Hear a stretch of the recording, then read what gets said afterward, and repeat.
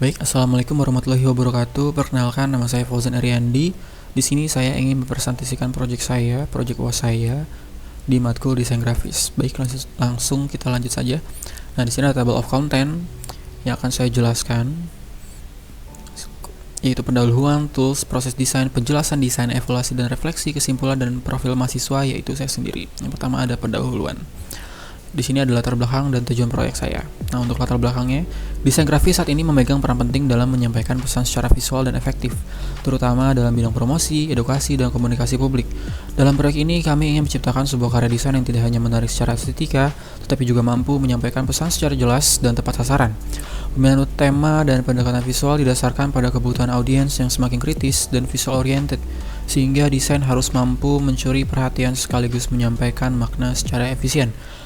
Nah, untuk tujuan proyeknya, tujuan utama dari proyek ini adalah untuk menghasilkan karya desain yang komunikatif, estetis, dan sesuai dengan prinsip-prinsip desain grafis. Nah, selain itu, proyek ini juga bertujuan meningkatkan keterampilan dalam merancang visual yang informatif dan menarik, menerapkan prinsip desain seperti komposisi warna dan tipografi secara tepat, dan mendokumentasikan proses kreatif sebagai bentuk refleksi pembelajaran dalam mengembangkan desain profesional.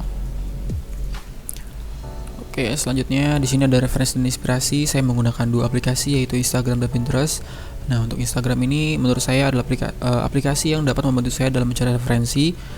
Nah, akun-akun yang saya biasa cari yaitu akun Timnas Indonesia dan juga 433. Nah, dua akun tersebut itu emang bertema sport atau olahraga.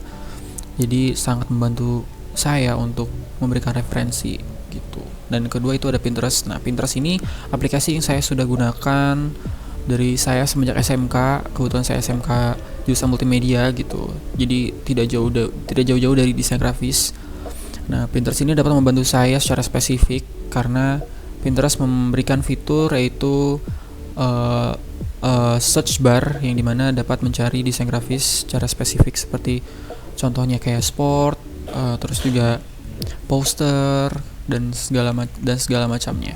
Nah, selanjutnya ada tools. Nah, tools yang saya gunakan itu ada dua aplikasi, yaitu Gym.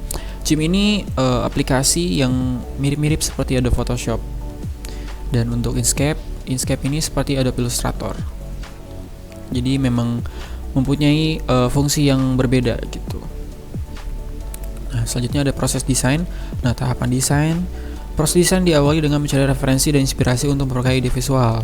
Nah, seperti yang saya jelaskan sebelumnya, biasanya saya menggunakan platform seperti Instagram dan Pinterest untuk melihat tren desain terkini dan mendapatkan gambaran konsep. Nah, setelah itu dilanjutkan dengan riset dan brainstorming untuk menentukan arah desain. Nah, sketsa di awal sebagai fondasi visual, kemudian dikembangkan secara digital. Nah, pada tahap ini dilakukan eksplorasi warna, tipografi, dan elemen grafis lainnya. Proses diakhiri dengan revisi dan penyempurnaan agar hasil akhir desain benar-benar sesuai dengan tujuan yang diinginkan. Nah, selanjutnya teknik desain. Nah, dalam proses desain, berbagai teknik yang telah dipelajari sebelumnya mulai diterapkan, seperti teknik vektor, penggunaan efek, dan gradasi warna, digital mockup, masking, serta pemberian tekstur dan pewarnaan. Nah, teknik-teknik ini menjadi bekal penting dalam pengembangan ide visual yang kreatif dan berbeda. Desainer yaitu saya sendiri juga ditantang untuk mengeksplorasi dan menggabungkan beberapa teknik sekaligus demi menciptakan hasil desain yang orisinal dan inovatif. Nah, untuk hasil desainnya, ini untuk rangkuman hasil desain yang menurut saya desain yang bagus yang telah saya buat. Ini ada 3 desain.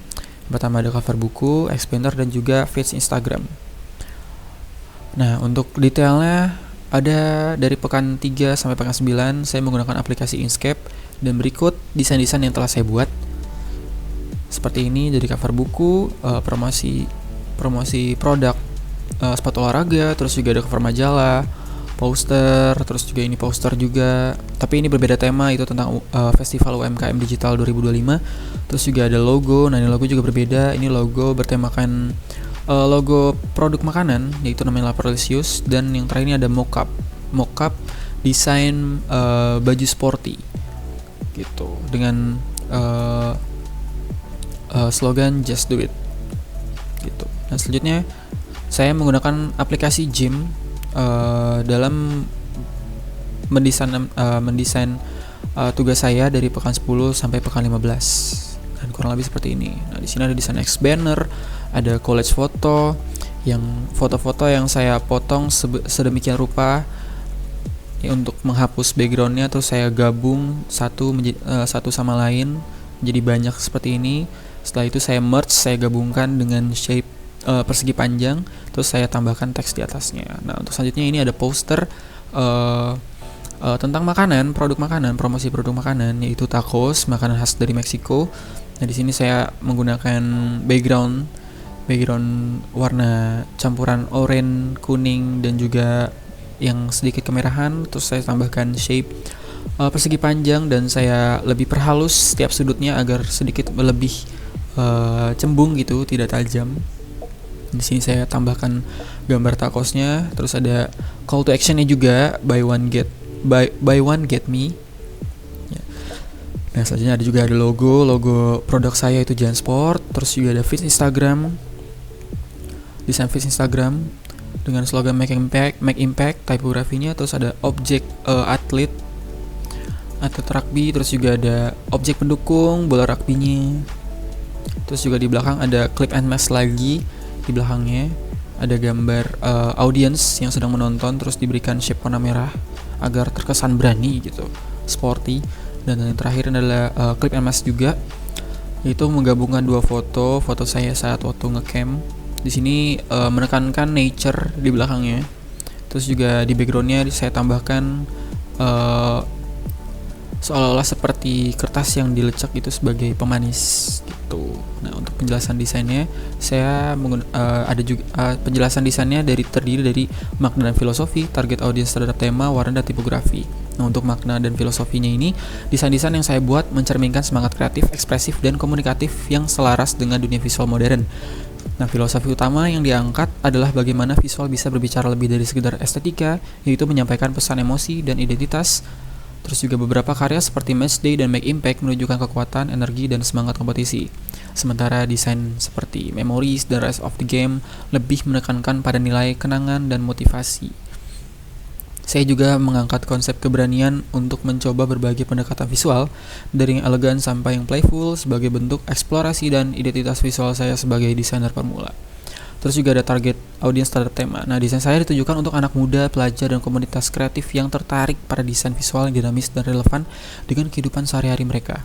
Misalnya, desain poster olahraga menyasar pecinta sport dan komunitas penggemar tim. Desain branding makanan cocok untuk pelaku UMKM atau pemilik brand makanan atau minuman.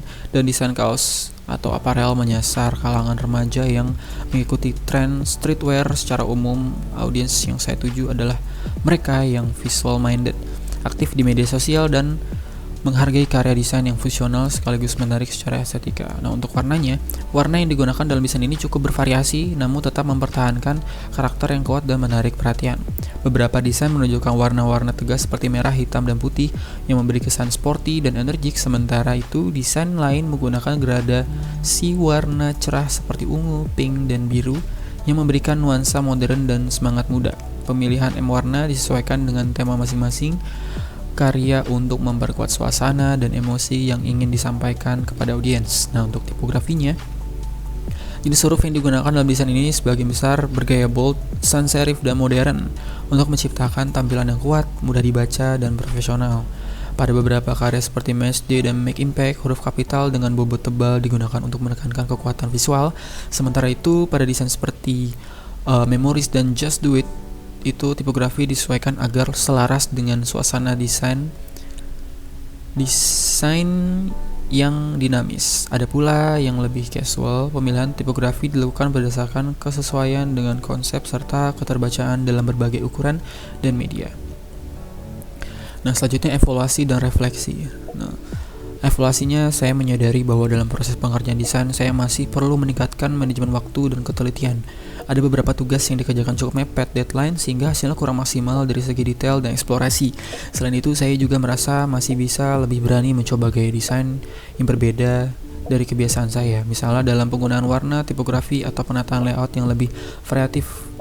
Kedepannya saya ingin lebih banyak mencoba kombinasi teknik yang sudah dipelajari serta memperkuat konsep agar desain saya tidak hanya menarik dilihat tetapi juga kuat dalam menyampaikan pesan kepada audiens. Nah, Refleksinya, selama mengerjakan tugas-tugas desain ini, saya belajar bahwa membuat desain bukan hanya soal estetika, tapi juga soal bagaimana menyampaikan pesan dengan tepat.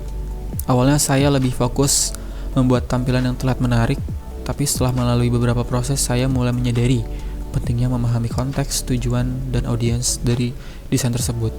Proses eksplorasi juga membuka pandangan saya tentang pentingnya referensi dan inspirasi dalam membentuk ide, serta bagaimana desain bisa jadi media komunikasi visual yang kuat dan bermakna.